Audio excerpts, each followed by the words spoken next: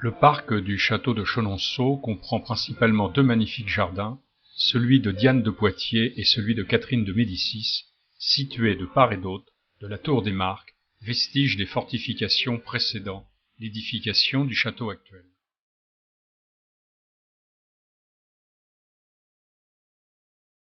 Le jardin de Diane de Poitiers, qui est bordé de murs de soutènement et de terrasses, fut dessiné par Duchesne. Sa décoration repose sur 8 triangles de gazon, agrémentés de volutes de santoline, une plante d'origine méditerranéenne, parfois appelée petit cyprès.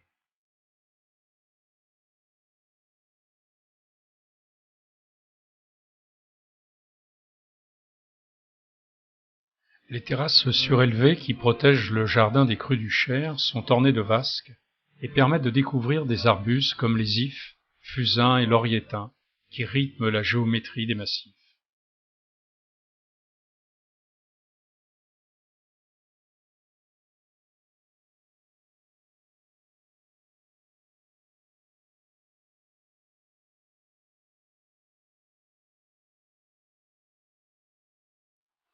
Plus intime, le jardin de Catherine de Médicis repose sur 5 panneaux engazonnés, regroupés autour d'un élégant bassin de forme circulaire et bordé de boules de buis.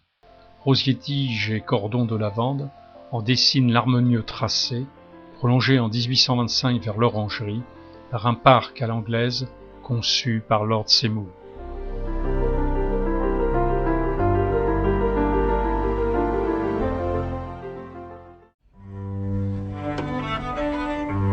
Dans la galerie des Dômes, un parcours retrace l'histoire des dames et des personnalités qui ont fait l'histoire de Chenonceau.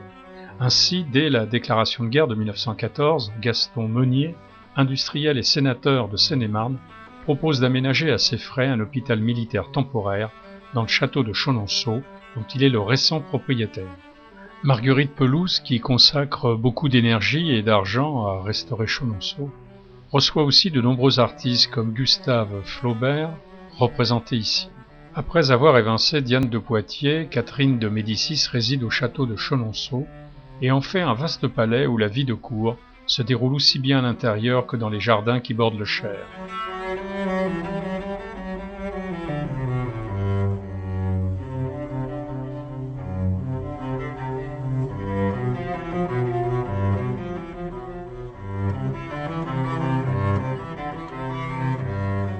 Suivant un plan circulaire de plus de 1500 mètres carrés, le labyrinthe italien du château de Chenonceau est une reconstitution à l'époque de Catherine de Médicis.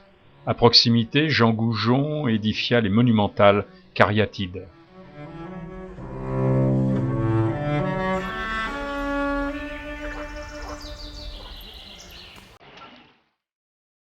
Située dans la grande étable de la ferme du XVIe siècle, la galerie des attelages présente un rare ensemble de voitures hippomobiles.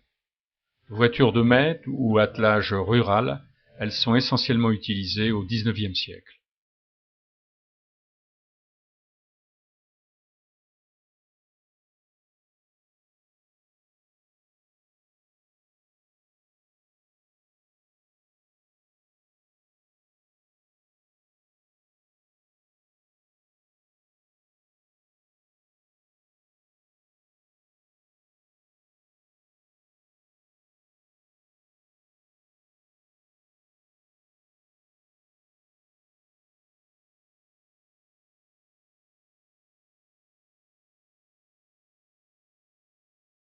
La ferme est un superbe ensemble du XVIe siècle qui comprend les écuries de Catherine de Médicis, où nous venons de voir la galerie des attelages, mais également un atelier floral où travaillent toute l'année 2 fleuristes en charge des compositions florales que l'on peut admirer dans les différentes pièces du château.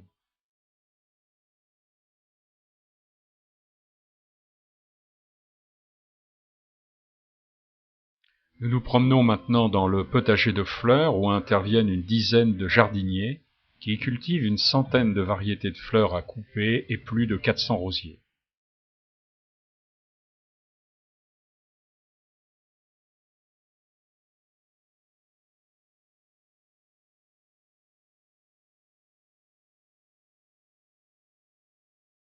Nous terminons cette visite par les caves à vin où l'on peut déguster des Touraine Chenonceau, avec des blancs issus du Sauvignon blanc ou des rouges, produits à base de cépages côtes, associés au Cabernet Franc dévoilant de subtils arômes de fruits noirs. La reconnaissance en appellation Touraine-Chenonceau s'est imposée aux viticulteurs après plusieurs années d'un travail rigoureux de sélection des meilleurs terroirs et des cuvées qui en sont issus.